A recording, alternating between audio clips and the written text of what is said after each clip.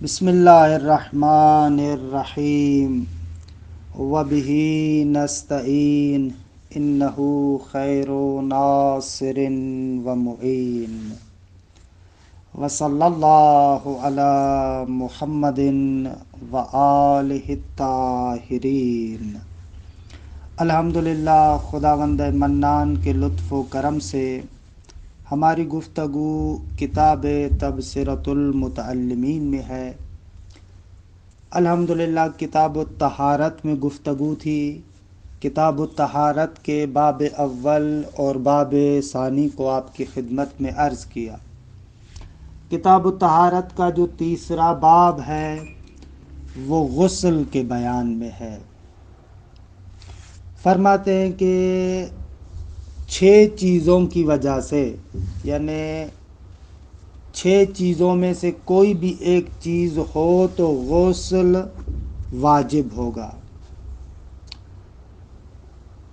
پہلی چیز جنابت ہے کہ انشاءاللہ وضاحت کرتے ہیں کہ انسان کس طریقے سے مجنب ہوتا ہے۔ جنابت کی وجہ سے غسل واجب ہوتا ہے، حیض کی وجہ سے غسل واجب ہوتا ہے، استحاضہ کی وجہ سے غسل واجب ہوتا ہے، نفاس کی وجہ سے غسل واجب ہوتا ہے، مس میت کی وجہ سے غسل واجب ہوتا ہے، البتہ کہ تفصیلات ہر ایک کی آئے گی۔ اور اسی طریقے سے انسان پر غسل واجب ہوتا ہے جب وہ مر جاتا ہے، خب غسل میت بھی واجب ہے۔ اسی طریقے سے کچھ موارد ہیں کہ جہاں پر غسل مستحب ہے کہ انشاءاللہ ان کو ذکر کریں گے۔ خب الباب الثالث فی الغسل، تیسرا باب غسل کے بارے میں ہے۔ وَيَجِبُ، یہ غسل واجب ہوتا ہے 6 اشیاء میں سے کسی بھی ایک شے کے ذریعے سے۔ یجب بالجنابت، جنابت کی وجہ سے غسل واجب ہوتا ہے، والحیض، حیض کی وجہ سے، والاستحاضہ، استحاضے کی وجہ سے، والنفاس، نفاس کی وجہ سے، ومس الاموات، مردہ کو مس کرنے کی وجہ سے غسل واجب ہوتا ہے، البتہ بعد بردہم بالموت، ہم کی ضمیر وہی اموات کی طرف، جب وہ اموات مرنے کے بعد مرنے کی وجہ سے ٹھنڈے ہو گئے ہوں، کیونکہ ابھی اگر تازہ روح نکلی ہے، اس کا بدن ٹھنڈا نہیں ہوا تو مس میت واجب نہیں ہوگا، نہ کچھ دیر ہوئی ہے اس کا بدن ٹھنڈا پڑ گیا ہے، اب اس کو مس کرتا ہے تو غسل واجب ہوگا۔ بعد بردہم بالموت وقبل تطہیرہم بالغسل، اور ابھی تک اس کو غسل بھی نہیں دیا، پس غسل مس میت واجب ہوگا ایک صورت میں، 2 صورتوں میں واجب نہیں ہوگا۔ اگر مر جاتا ہے اور ابھی تک اس کا بدن گرم ہے، مس کرے تو غسل واجب نہیں ہوگا۔ مر گیا ہے، اس کا بدن بھی ٹھنڈا ہو گیا، غسل بھی دے چکے ہیں، غسل دینے کے بعد اگر اس کو چھوتا ہے تو بھی مس میت واجب نہیں ہوگا۔ مس میت فقط اس صورت میں واجب ہوگا جب وہ مر جائے اور اس کا جسم بھی ٹھنڈا ہو جائے اور ابھی تک اس کو غسل بھی نہیں دیا گیا، اب اگر اس کو چھو لیتا ہے تو مس میت واجب ہوگا۔ وَمَسِّ الْأَمْوَاتِ بَعْدَ بَرْدِهِمْ بِالْمَوْتِ وَقَبْلَ تَطْهِيرِهِمْ بِالْغُسْلِ، اگر اموات کو چھونے سے بھی غسل واجب ہوتا ہے، لیکن ان اموات کے ٹھنڈے ہونے کے بعد موت کے سبب، درست ہے۔ اور اسی طریقے سے وَقَبْلَ تَطْهِيرِهِمْ بِالْغُسْلِ، اور غسل کے ذریعے سے ان کو پاک کرنے سے پہلے اس وقت چھوئے تو مس میت واجب ہے۔ وَلِلْمَوْتِ، یعنی یجب للموت، اگر مر جاتا ہے تو اس پر غسل واجب ہے، حالانکہ وہ تو خود مر گیا، بعد والوں پر غسل واجب ہوتا ہے۔ وَيُسْتَحَبُّ لِمَا يَأْتِي، یعنی غسل مستحب ہوتا ہے لما، ان اشیاء کی وجہ سے کہ یأتی، جن کی تفصیل انشاءاللہ 6 فصل میں ذکر کریں گے۔ فہا ہنا فصولون، پس ہمارے سامنے 6 فصلیں ہیں۔ الفصل الاول فی الجنابہ، جیم پر فتح دے، فصل اول جنابت کے بارے میں فرماتے ہیں کہ انسان مجنب 2 میں سے ایک طریقے سے ہوتا ہے، یا تو انسان سے منی خارج ہو، البتہ منی خارج ہو قوت کے ساتھ، درست ہے، مطلقاً خوب نیند میں خارج ہو، جاگتے ہوئے خارج ہو، اختیاراً خارج ہو، غیر اختیاری طریقے سے خارج ہو، قلیل و کثیر ہو، جنابت واجب ہو جائے گا، یعنی یہ مجنب بن جائے گا۔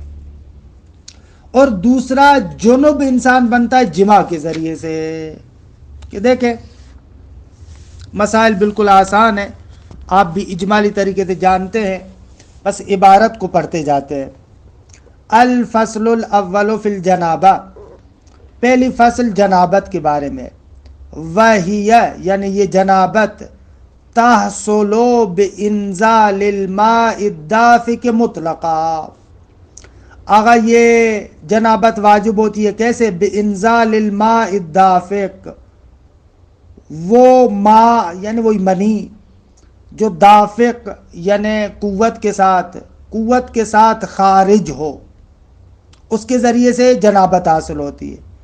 منی قوت کے ساتھ خارج ہو مطلقاً چاہے نیند میں چاہے جاگتے ہوئے، چاہے اختیاری چاہے غیر اختیاری، چاہے قلیل یا کثیر، سب صورتوں کو شامل ہے۔ وَهِيَ تَحْصُلُ بِإِنزَالِ الْمَاءِ الدَّافِقِ، کہ وہی منی ہے، اور اسی طریقے سے وَبِالْجِمَاعِ فِي الْفَرْجِ، شرمگاہ کے اندر جماع کرنے سے۔ اچھا یہ شرمگاہ کسی مرد کی ہو یا حیوان کی ہو، زندہ کی ہو میت کی ہو، خب شرمگاہ کے اندر جماع کرے گا تو جنابت ہو جائے گی، البتہ حتی تغیب الحشفہ، خوب یعنی ذکر کا جو حشفہ ہے اس مقدار میں داخل ہوا ہو، وہ غائب ہو جائے۔ اچھا شرمگاہ سواء کان فی القبل او الدبر، چاہے وہ آگے سے ہو یا پیچھے سے ہو، فرق نہیں پڑتا۔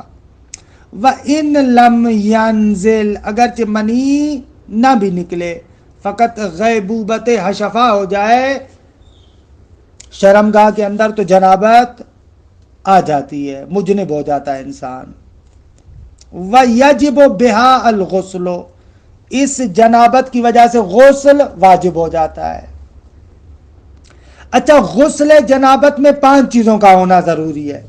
پہلی چیز نیت، یہاں پر بھی نیت کرے کہ قربتاً اللہ غسل کر رہا ہوں۔ 2 اس نیت کا ادامہ ہو حکماً، جیسے وضو میں ہم نے بیان کیا تھا۔ 3 آغا پورا بدن پانی کے ساتھ دھل جائے۔ 4 جن جگہوں پر خلال کرنے کی ضرورت ہے ان کو خلال کرے یعنی وہی ہاتھ گھمائے وہاں پر تاکہ ان جگہوں تک پانی پہنچے۔ 5 اگر غسل ترتیبی کر رہا ہے تو پہلے سر کو دھوئے گا، اس کے بعد سیدھا طرف دھوئے گا، اس کے بعد الٹا طرف دھوئے گا۔ فرماتے ہیں وَيَجِبُ فِيهِ، اس غسل کے اندر واجب ہے کیا؟ پہلی چیز نیت کرنا واجب ہے۔ اب کب نیت کرے گا؟ عند غسل الیدین، جب وہ دونوں ہاتھوں کو دھوتا ہے، کیونکہ مستحب ہے غسل کرنے سے پہلے انسان دونوں ہاتھوں کو دھوئے۔ عند غسل الیدین یعنی وہی جو مستحب ہے غسل سے پہلے ہاتھوں کو دھونا، اس وقت نیت کرے۔ او الرأس یعنی عند غسل الرأس، یہ یدین پر عطف ہو رہا ہے، جب سر کو دھو رہا ہے اس وقت نیت کرنا واجب ہے۔ وَاِسْتِدَامَةُ الْحُکْم، دوسرا یہ ہے کہ اس نیت کا جو ادامہ ہے وہ ضروری ہے۔ استدامت الحکم یعنی نیت حکمی اس کا استمرار ہونا چاہیے، یعنی استدامت النیت حکمان، اصل میں ایسے عبارت، اس نیت کا استمرار ہو حکمان پہلے عرض کیا تھا، یعنی آخر غسل تک اس نیت کو نہ توڑے، یہ تھا استمرار حکمی۔ و استیعاب الجسد بالغسل، تیسرا واجب یہ ہے کہ پورا جسد بدن غسل کے ذریعے سے، دھونے کے ذریعے سے شامل ہو جائے، یعنی پورے بدن کو دھوئے۔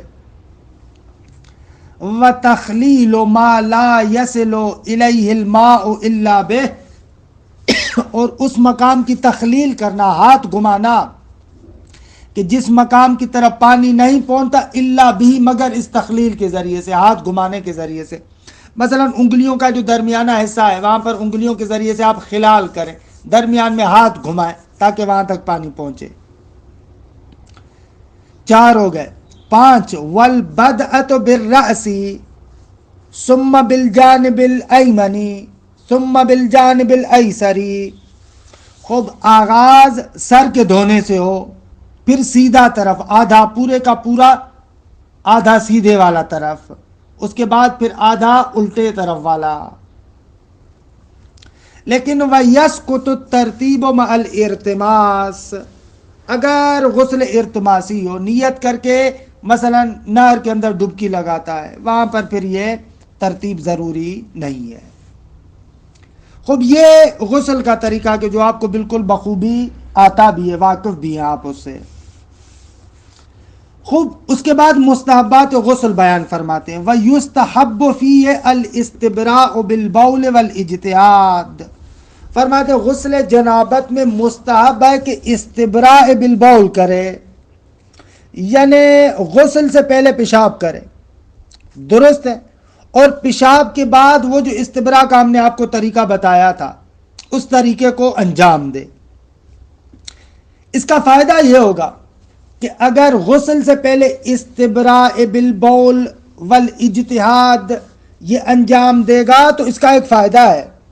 فائدہ یہ ہے کہ اگر انسان نے استبراء کیا یعنی پیشاب بھی کیا، اور وہ جو اجتہاد، وہ جو کوشش والا طریقہ ہے، یعنی مقعد سے لے کر اعلی تناسل کی جڑ تک 3 مرتبہ فشار دینا، پھر اس کے بعد انگوٹھا اعلی تناسل کے اوپر اور انگوٹھے کے ساتھ والی انگلی اس کے نیچے رکھ کر اعلی تناسل کو حفشے تک 3 مرتبہ فشار دینا، پھر آخر میں 3 مرتبہ حشفے کو فشار دینا، یہ طریقہ تھا، ہم نے استبراء کا بیان کیا تھا۔ اگر اس کو انجام دے گا اور اس کے بعد غسل کرے گا، بعد میں اگر رطوبت مشتبہ دیکھے گا تو اس کے بارے میں نہیں کہا جائے گا کہ یہ منی ہے، لیکن اگر استبراء بالبول والاجتہاد نہیں کرتا اور غسل کرنے کے بعد رطوبت مشتبہ دیکھے گا تو اس پر منی کا حکم کیا جائے گا اور اس کو دوبارہ غسل کرنا پڑے گا۔ وَيُسْتَحَبُّ فِيهِ الْإِسْتِبْرَاءُ بِالْبَوْلِ، بول کے ذریعے سے استبراء یعنی پیشاب کرے، والاجتہاد اور وہی طریقہ استبراء کا جو ہم نے آپ کو بتایا کوشش کرنے والا اس کو انجام دے، یہ مستحب ہے۔ والمزمزۃ والاستنشاق، غسل سے پہلے کلی کرے، ناک میں پانی ڈالے، یہ مستحب ہے۔ والغسل بصاع من الماء، سا تقریباً 3 کلو ہے، اگر غسل تقریباً 1 سا پانی کی مقدار ہو، یعنی 3 کلو پانی ہو، اس سے زیادہ نہ استعمال کرے۔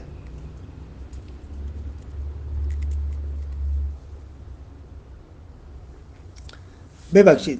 وَيُسْتَحَبُّ الْغُسْلُ بِصَاعٍ مِّنَ الْمَاءِ فَمَا زَادَ، یعنی آپ جو غسل کر رہے ہیں تو آپ کا پانی 3 کلو سے کم نہیں ہونا چاہیے، یہ کہنا چاہ رہے ہیں۔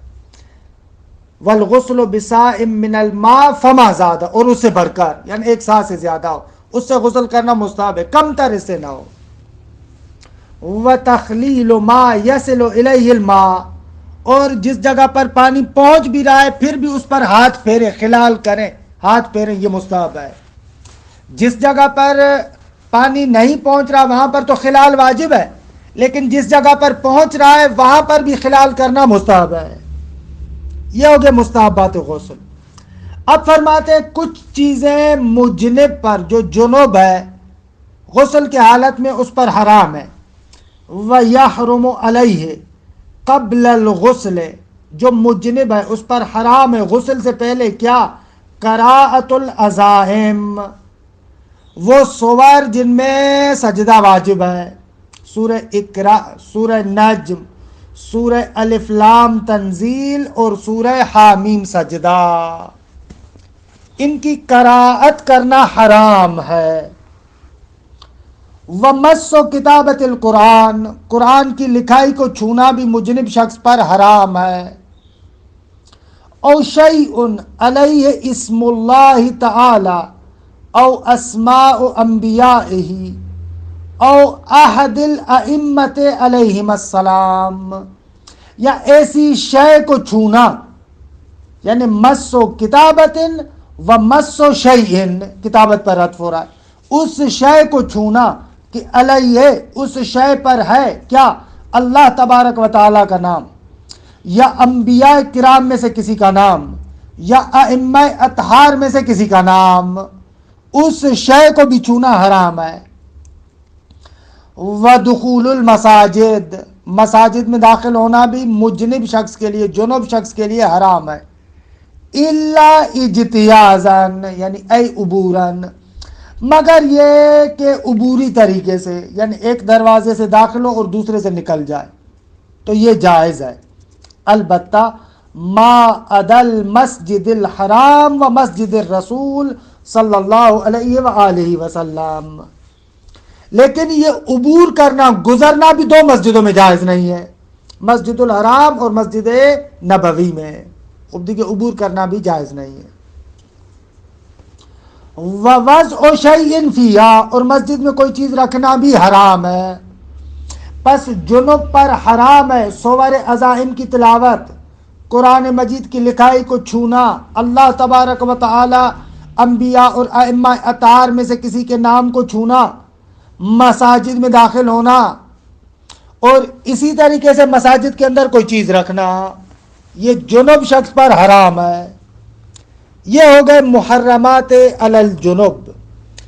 مکروہات جنب، کچھ چیزیں جنب کے لیے مکروہ ہے۔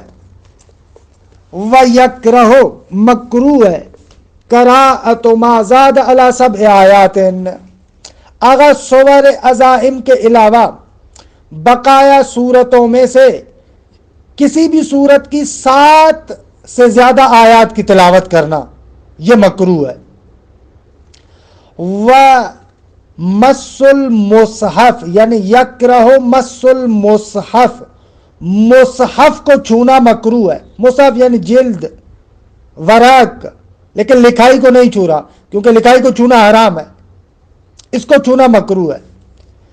وَحَمْلُهُ، یعنی مصحف کا اٹھانا یہ بھی مکروہ ہے۔ وَالْأَكْلُ وَالشُّرْبُ، یعنی یکرہ الْأَكْلُ وَالشُّرْبُ، کھانا پینا یہ بھی مکروہ ہے۔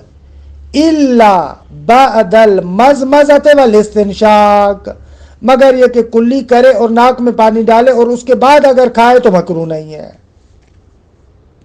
اور اسی طریقے سے وَالنَّوْمُ، یعنی مکروہ ہے مجنب کے لیے سونا، إِلَّا بَعْدَ الْوُضُوءِ، مگر یہ کہ وضو کر کے بعد میں سوئے۔ والخضاب، یعنی یکرہ الخضاب، خضاب بھی مکروہ ہے، یعنی ہاتھوں پر حنا وغیرہ، مہندی وغیرہ لگانا۔ تمام شو، یہ ہو گئے مکروہات جنوب۔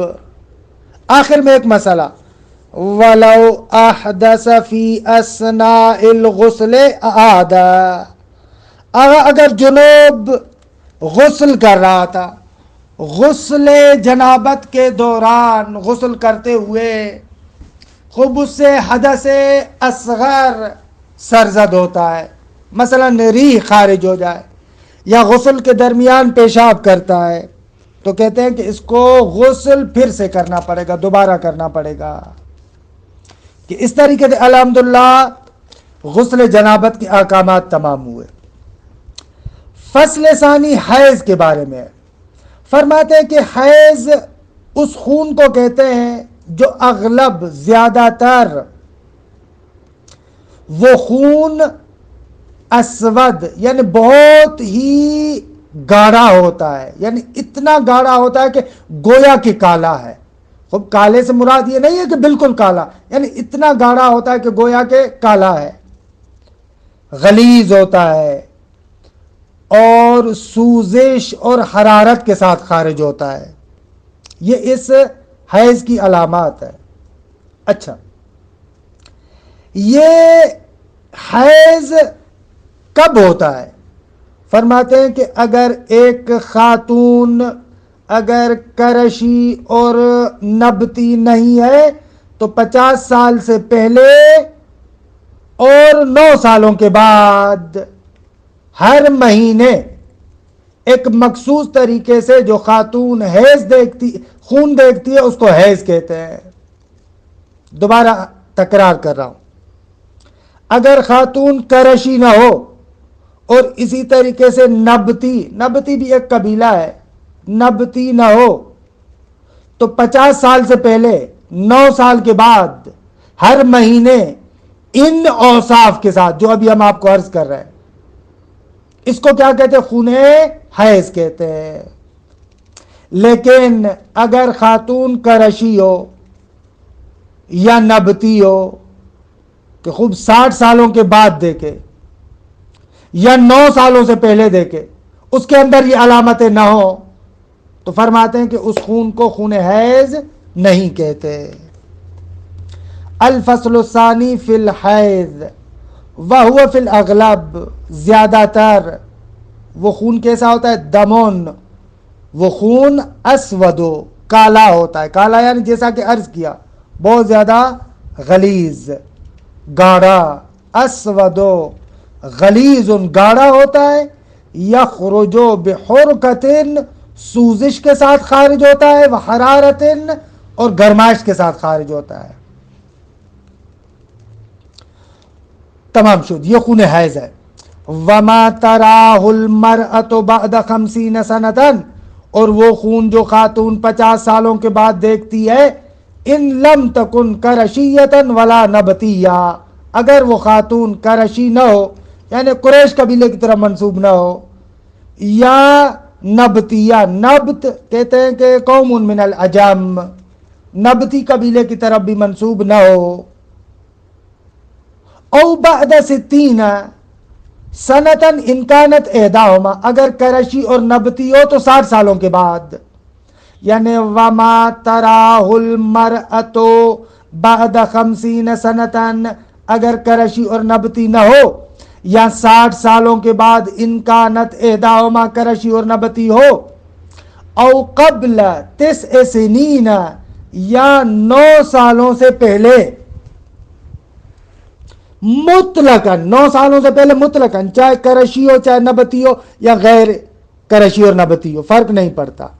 وما تراہ المرأۃ مبتدا فلیس بحیض، اس کی خبر، وہ خون حیض نہیں ہوگا۔ اگر دوسرے لفظوں میں اگر کرشی اور نبتی خاتون نہیں ہے 50 سالوں کے بعد دیکھے، یا اگر کرشی اور نبتی ہے 60 سالوں کے بعد دیکھے، یا چاہے کرشی اور نبتی ہو یا نہ ہو 9 سالوں سے پہلے دیکھے، وہ خون حیض نہیں ہوگا دیگے۔ تمام شور۔ وَأَقَلُّهُ 3 ایام متوالیات، خوب اقل خون حیض 3 دن ہوتا ہے، البتہ 3 دن پے در پے، پے در پے سے مراد یعنی عرفی لحاظ سے پے در پے ہو۔ وَأَكْثَرُهُ 10 ایام، اور اکثر خون حیض 10 دن ہوتا ہے، کم از کم 3 دن، زیادہ سے زیادہ 10 دن۔ وَمَا بَيْنَهُمَا بِحَسَبِ الْعَادَةِ، اور 3 اور 10 کے درمیان جو ہے وہ عادت کے اعتبار سے ہوگا۔ دیکھیں، اگر ایک خاتون کی عادت ہے، اس کی عادت ہے کہ ہر مہینے اسے مثلا 5 دن خون حیض آتا ہے، خود ایک مرتبہ وہ دیکھتی ہے کہ 8 دن آ جائے، تو فرماتے کیونکہ اس کی عادت 5 دن ہے تو وہ 5 دن خون حیض شمار کرے گی، بقایا جو 3 دن ہے اس کو خون استحاضہ قرار دے گی کہ بہرحال استحاضہ کے احکامات آئیں گے۔ وما بینہما، اور جو ان دونوں کے درمیان ہو 3 اور 10 کے درمیان، تو بحسب العادہ، عادت کے اعتبار سے ہوگا، البتہ اس صورت میں کہ جب اس کی عادت ہو، اگر عادت نہ ہو تو پھر انشاءاللہ بعد میں عرض کریں گے۔ وَلَوْ تَجَاوَزَ الدَّمُ الْعَشْرَةَ فَإِنْ كَانَتِ الْمَرْأَةُ ذَاتَ عادت مستقرۃ رجعت الیہ. کو مسئلۃ آغا، اگر ایک خاتون کا خون 10 دنوں سے زیادہ چلتا ہے، مثلا 12 دن اس نے خون دیکھا، اب کیا کرے؟ کہتے ہیں کہ اگر اس خاتون کی ایک معین عادت ہے، مستقر عادت ہے، مثلا ہر مہینے کے اندر اس کو 5 دن حیض آتا ہے، تو وہ 5 دن حیض قرار دے گی، اور بقایا جو دن بچتے ہیں یعنی 7 دن ان کو استحاضہ قرار دے گی، اگر اس کی عادت مستقر ہے. اور اگر وہ خون دیکھنے والی بچی پہلی مرتبہ ہے، مبتدئہ ہے، یعنی پہلی مرتبہ ہے اس کو دیکھ رہی ہے، یا مضطربہ ہے، یعنی اس کی عادت تو تھی لیکن عادت بھول گئی ہے، تو اس کی 2 صورت ہے. یا تو اس خون کے اندر تمیز ہے، یعنی اسے پتا ہے کہ مثلا 12 دن جو خون آیا ہے تو 5 دن جو خون آیا ہے اس میں حیض والی علامت ہے، اس کو پتا ہے کہ جب مجھے حیض آتا ہے تو ان علامتوں والا خون ہوتا ہے، اور بقایا جو 7 دن والا خون ہے اس کے اندر وہ حیض والے خون والی علامتیں نہیں ہیں. اگر اس کے لیے یہ ہے، تمیز ہے، تو 5 دنوں کو حیض قرار دے گی، بقایا کو استحاضہ. اور اگر تمیز نہ ہو، یعنی 12 کے 12 دن جو خون آیا سب ایک جیسا ہے صفات کے لحاظ سے، تو اب یہاں پر جو مبتدئہ ہے، پہلی مرتبہ خون دیکھنے والی ہے، وہ اپنے اہل و عیال کی طرف دیکھے گی کہ ان کی عادت کیا ہے، اس کی ماں کی، بہن کی، ان کی عادت کیا ہے. ان کے عادت کے اعتبار سے اگر ان کی عادت 5 دن ہے تو یہ بھی 5 دن حیض قرار دے گی، بقایا کو استحاضہ قرار دے گی. اور اگر اس کے اہل و عیال کی بھی عادت نہیں ہے، مثلا ماں کی عادت ایک ہے، بہن کی عادت دوسری ہے، مثلا کسی اور رشتہ دار کی عادت دوسری ہے، خب اس صورت میں کیا کرے گی؟ اس صورت میں کیا کرے گی؟ فرماتے ہیں کہ اس صورت میں یہ کام کرے گی کہ ایک مہینے میں 7 دن حیض قرار دے گی اور دوسرے مہینے میں 3 دن حیض قرار دے گی. درست ہے؟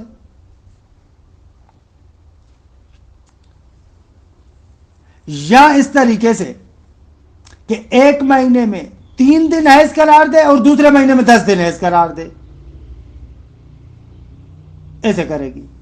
بے بخشی دوبارہ عرض کروں، اگر مبتدئہ اس کے خون میں تمیز بھی نہیں ہے اور اہل و عیال یا نہیں ہے یا ان کی عادت نہیں ہے، معین نہیں ہے، تو یا تو وہ ہر مہینے 7 دن حیض قرار دے گی، ہر مہینے 7 دن، یا نہ اگر ہر مہینے 7 دن نہ قرار دے تو ایک مہینے میں 3 دن، دوسرے مہینے میں 10 دن، ایک مہینے میں 3 دن اور دوسرے مہینے میں 10 دن، ایسے. خوب مضطربہ جو بھول چکی ہے وہ بھی یوں ہی کرے گی، یا 7 دن ہر مہینے کے 7 دن حیض قرار دے، یا 2 مہینوں میں، ایک مہینے میں 3 دن، دوسرے مہینے میں 10 دن، ایسے حیض قرار دے.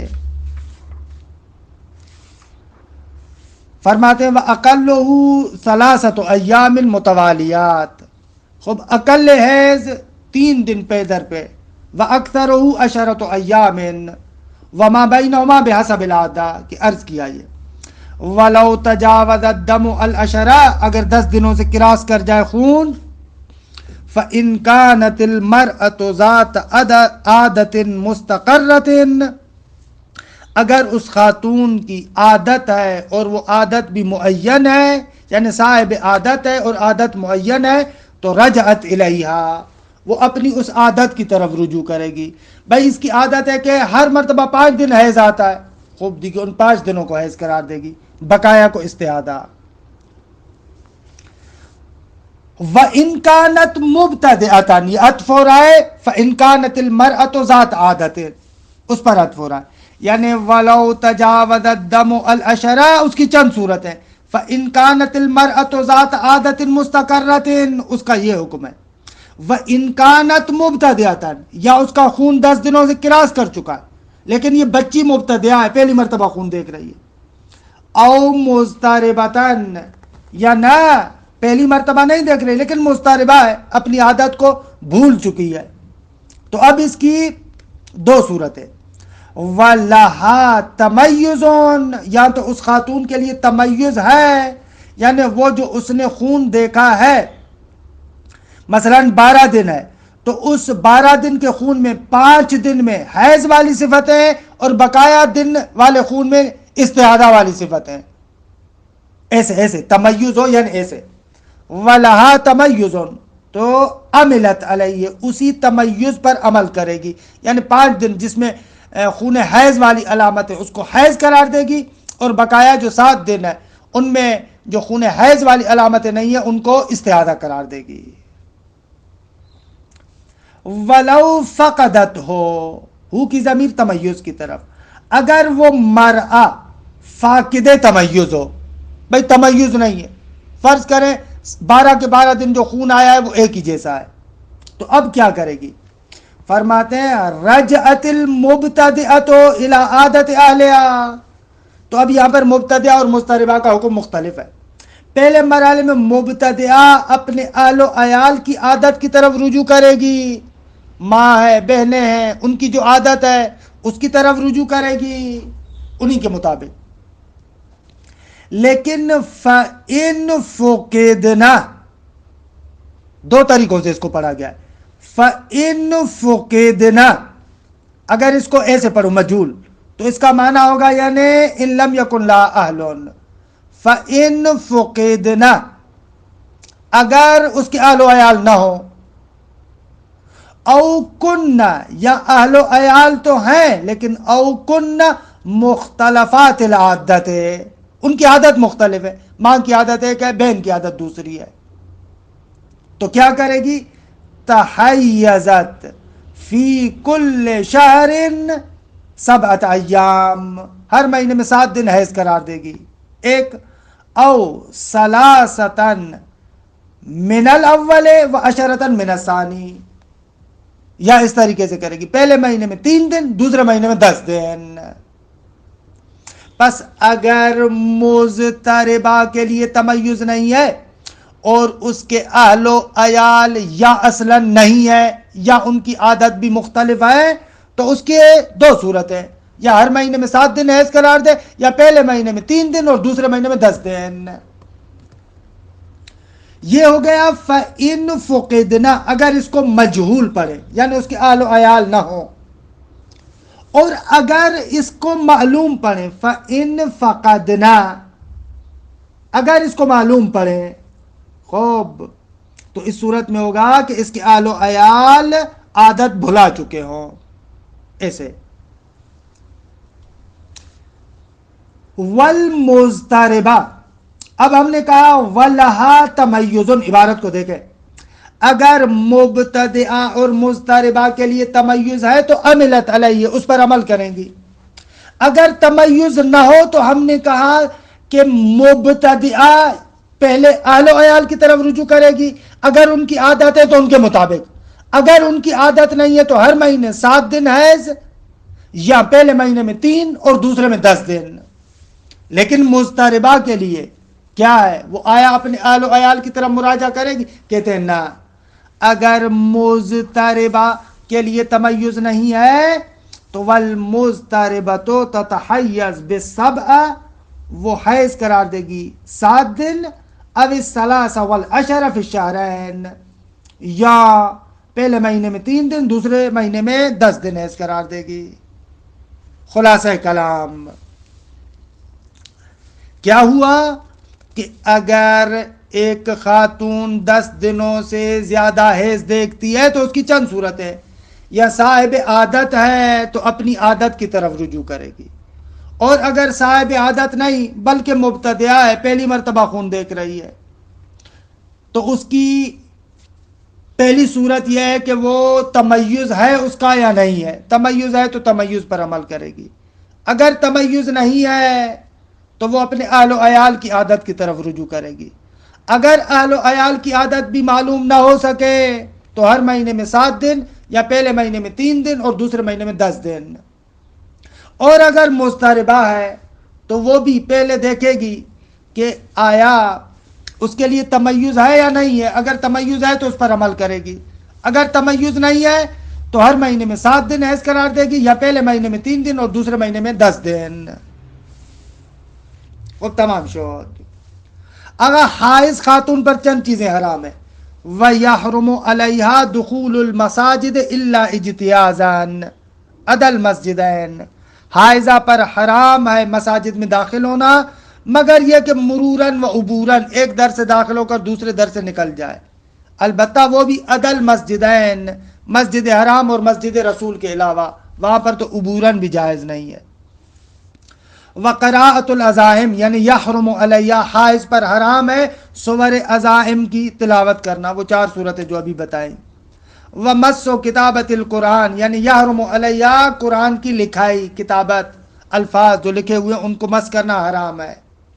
ویحرم علی زوجہا وطئھا قبلان، قبلان اس کے فرج میں خوب دی کے وطی نہیں کر سکتا، حرام ہے۔ وَلَوْ وَطَأَ عَمْدًا، اگر جان بوجھ کر وہ حالت حیض میں وطی کرتا ہے تو عُزِّرَ، اس پر تعزیر ہوگی۔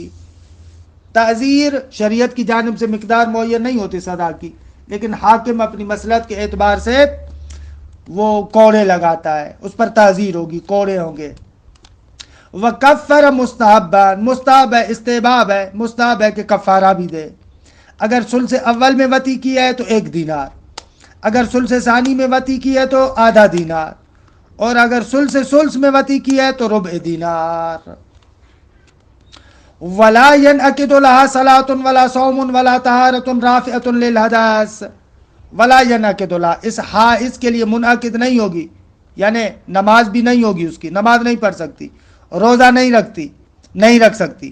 وَلَا طَهَارَةٌ رَافِعَةٌ لِلْحَدَثِ، اور ایسی طہارت بھی نہیں ہو سکتی جو رافع حدث ہو، یعنی مثلا وضو کرے پاک ہو جائے، نہ نہیں ہو سکتا، غسل کرے پاک ہو جائے، نہ نہیں ہو سکتا، ایسی طہارت بھی اس کی نہیں ہے۔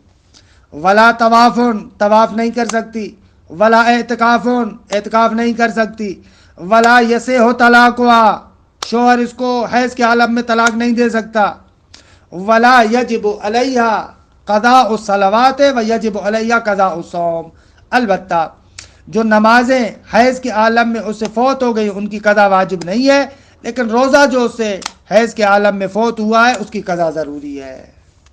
تمام شوہر، یہ ہو گیا جو چیزیں حائض پر حرام ہیں۔ وَيَكْرَهُ لَهَا قَرَاءَةُ مَا عَدَى الْعَزَائِمِ، ان 4 صورتوں کے علاوہ قرآن کی دوسری صورتوں کی قرأت کرنا مکروہ ہے۔ وَمَسُّ الْمُصْحَفِ، قرآن کے غلاف کو چھونا مکروہ ہے۔ وَحَمْلُهُ، حائض خاتون قرآن کو اٹھائے مکروہ ہے۔ وَالْخِضَابِ، مہندی وغیرہ حنا وغیرہ لگائے مکروہ ہے۔ وَالْوَطْیُ قبل الغسل، حیض ختم ہو گیا لیکن ابھی تک غسل نہیں کیا، شوہر اس کے ساتھ وطی کرے مکروہ ہے۔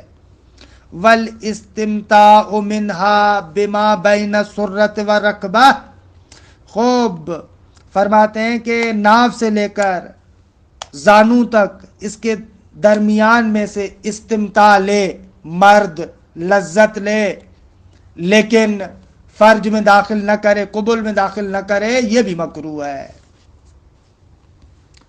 وَيُسْتَحَبُّ لَهَا، اور جو حائض کے لیے مستحب ہے وہ یہ چیز ہے، يُسْتَحَبُّ لَهَا الْوُضُوءُ لِكُلِّ صَلَاةٍ فَرِيضَةٍ، ہر نماز فریضہ کے لیے ایک وضو کرے، مستحب ہے۔ وَالْجُلُوسُ فِي مُصَلَّاهَا، جس جگہ پر نماز پڑھتی ہے اس جگہ پر بیٹھے، ذَاكِرَةً بِقَدْرِ صَلَاتِهَا، جتنی دیر نماز پڑھتی تھی اتنی دیر ذکر خدا کرے، مثلا سبحان اللہ کہے، الحمدللہ کہے، لا الہ الا اللہ کہے، اللہ اکبر کہے، استغفر اللہ کہے، جو بھی ذکر ہے وہ مستحب ہے اس کے لیے۔ یہ حیض کی بات ختم ہوئی۔ استحاضہ یہ کیا ہے؟ فرماتے ہیں الفصل الثالث فی الاستحاضہ، خون استحاضہ کے بارے میں، اس کی علامات یہ ہے، وَهُوَ فِي الْأَغْلَبِ دَمٌ اصفر، پیلا ہوتا ہے، بارد ٹھنڈا ہوتا ہے، رقیقٌ گاڑھا نہیں ہوتا، تراہ بعد ایام الحیض او بعد ایام النفاس او بعد الیاس، یہ استحاضہ یا ایام حیض کے بعد خاتون دیکھتی ہے، یا ایام نفاس کے بعد دیکھتی ہے، یا یائسہ ہونے کے بعد دیکھتی ہے، یہ وہ خون ہے۔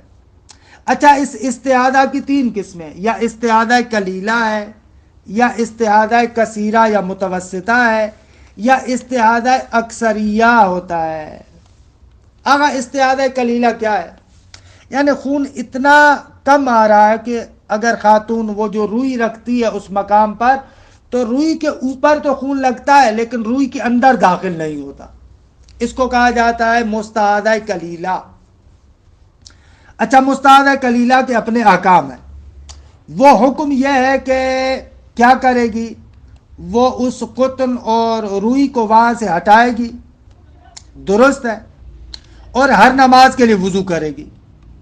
یہ اس مستعادہ قلیلہ کا حکم ہے، ہر نماز کے لیے وضو کرے گی اور اس قطن کو وہاں سے ہٹائے گی، دوسری قطن اور دوسری روئی رکھے گی۔ خود مستعادہ کثیرہ یا متوسطہ وہ ہے کہ جو روئی جو وہاں پہ رکھی ہے وہ خون اس روئی کے اندر داخل ہو جاتا ہے لیکن اس سے کراس کر کے نکلتا نہیں ہے۔ خوب، اس پر ضروری ہے کہ اس کپڑے کو بھی تبدیل کرے، روئی کو بھی تبدیل کرے، ہر نماز کے لیے وضو بھی کرے، اور ساتھ میں ہر فجر کی نماز کے لیے غسل کرے گی۔ یہ مستحاضہ متوسطہ ہے۔ اچھا، مستحاضہ اکثریہ وہ ہے کہ جو روئی اگر اس مقام پر رکھے تو خون اس میں داخل ہو کر کراس ہو جاتا ہے۔ تو اب اس کے لیے بھی ہے کہ اس کپڑے کو بھی تبدیل کرے گی، روئی کو بھی تبدیل کرے گی، اس جگہ کو بھی دھوئے گی، ہر نماز کے لیے وضو بھی کرے گی، لیکن ساتھ ساتھ اس کے نماز فجر کے لیے غسل کرے گی، اور ظہر و عصر کے لیے ایک غسل، مغرب و عشاء کے لیے ایک اور غسل، اور ظہر و عصر کو جمعن پڑے گی اور مغرب و عشاء کو بھی جمعن پڑے گی۔ اچھا، دیکھیں عبارت کو، الفصل الثالث فی الاستحاضہ وہو فی الاغلب، یہ استحاضہ غالباً اکثراً دمن خون ہے کہ اصفر و پیلا ہوتا ہے، بارد ٹھنڈا ہوتا ہے یعنی گرم نہیں ہوتا، رقیق گاڑھا نہیں ہوتا، تراہ بعد ایام الحیض، خاتون اس خون کو دیکھتی ایام حیض کے بعد، اور بعد ایام النفاس، کہ نفاس کی ابھی بات آئے گی، اس ایام نفاس کے بعد دیکھتی ہے، اور بعد الیاس، یا یائسہ ہونے کے بعد، اگر غیر کرشیہ اور نبتیہ ہے تو 50 سالوں کے بعد، اگر کرشیہ اور نبتیہ ہے تو 60 سالوں کے بعد۔ فرماتے فَإِنْ كَانَ الدَّمُ قَلِيلًا، اگر وہ خون بالکل تھوڑا ہو، وہ تھوڑا ہو یعنی کیا؟ وَهُوَ أَنْ يَظْهَرَ عَلَى الْقُطْنَةِ، وہ روئی جو اس نے فرج پر رکھی ہوئی ہے اس پر ظاہر تو ہوتا ہے لیکن وَلَا يَغْمِسُهَا، یعنی وہ خون اس روئی کے اندر داخل نہیں ہوتا، تو اس پر کیا واجب ہے؟ اس کو استعاضہ قلیلہ کہیں گے، مستعاضہ قلیلہ ہے۔ وجب علیہا تغییر القطنہ، اس روئی کو تبدیل کرے گی، وتجدید الوضوء لکل صلاۃ، اور ہر نماز کے لیے دوبارہ وضو کرے گی۔ وَإِنْ كَانَ كَثِيرًا مُتَوَسِّطًا، اگر وہ دم یعنی فَإِنْ كَانَ الدَّمُ قَلِيلًا وَإِنْ كَانَ یعنی وہ دم كَثِيرًا متوسطہ، کثیر ہے اور درمیانی سطح کا، متوسط ہے، یعنی کیا متوسط ہے؟ یعنی یہ وَهُوَ أَنْ يَغْمِسَ الْقُطْنَ، آغا اس روئی کے اندر خون داخل ہو گیا، ولا یسیل، لیکن دوسری طرف سے خارج نہیں ہوا، تو اس پر کیا ہے؟ وجب علیہ مع ذالک، وہ جو اوپر ہم نے کہا کہ اس روئی کو تبدیل کرے گی اور ہر نماز کے لیے غسل کرے گی، اس کے علاوہ واجب ہے اس پر کیا؟ تغییر الخرقہ، وہ جو کپڑا باندھتی ہے اس کو بھی تبدیل کرے، والغسل لصلاۃ الغدات، اور صبح کی نماز کے لیے غسل بھی کرنا پڑے گا۔ یہ مستحاضہ متوسطہ۔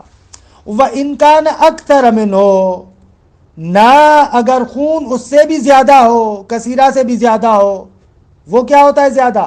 وَهُوَ أَنْ يَسِيلَ، خون روئی میں داخل ہوا اور اس سے کراس بھی ہو گیا، تو وجب علیہ مع ذالک، پہلے والی تمام چیزیں اس پر واجب ہے، قطن کو چینج کرے، روئی کو چینج کرے، کپڑے کو چینج کرے، اس مقام کو دھوئے، ہر نماز کے لیے وضو کرے، اور فجر سے پہلے بھی وضو کرے، اور فجر سے پہلے غسل کرے، اس کے ساتھ ساتھ یہ کام بھی کرے گی۔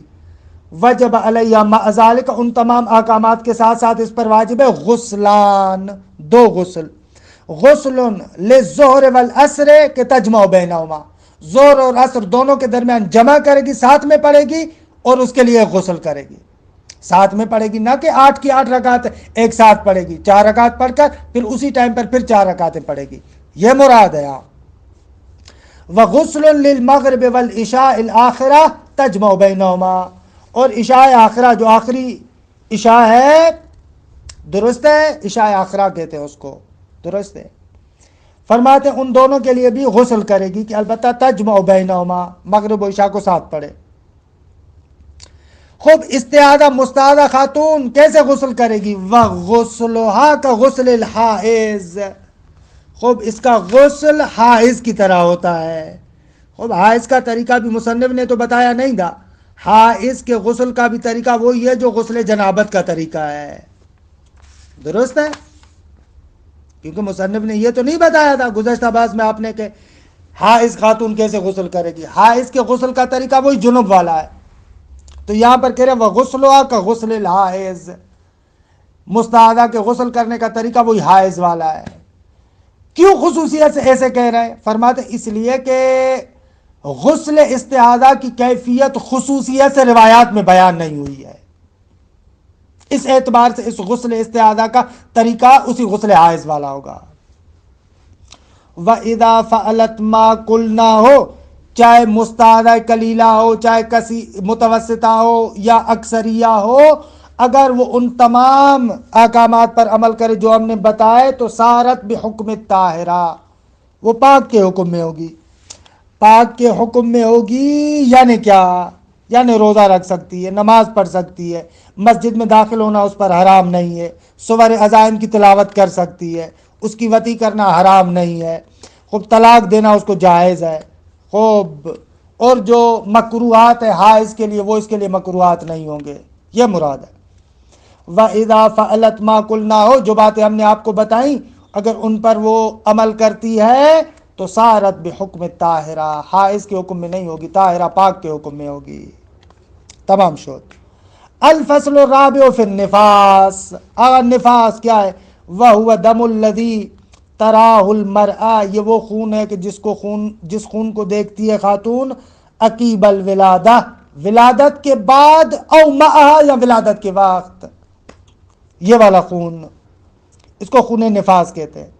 ولا حد لأقلہ، کم ترین ممکن ہے بالکل چند قطرے ہوں، کوئی حد نہیں ہے۔ وَأَكْثَرُهُ، اور اس میں اکثر کیا ہے؟ 10 ایام، 10 دن۔ وَحُكْمُهَا حُكْمُ الْحَائِضِ فِي جَمِيعِ الْأَحْكَامِ، اس نفسا خاتون کا جس نے خون نفاس دیکھا ہے اس کے تمام احکامات وہی حائض والے ہیں، یعنی جو چیزیں حائض پر حرام ہیں وہ اس پر حرام ہیں، جو حائض کے لیے مکروہ ہیں وہ اس کے لیے مکروہ ہیں، جو حائض کے لیے مستحب ہیں وہ اس کے لیے مستحب ہے، درست ہے کہ الحمدللہ اس طریقے سے ہمارے فصل رابع بھی تمام ہوئی۔ انشاءاللہ کل سے غسل الاموات کے بارے میں گفتگو ہوگی۔ وصلی اللہ علی محمد و آل بیتہ الطیبین الطاہرین۔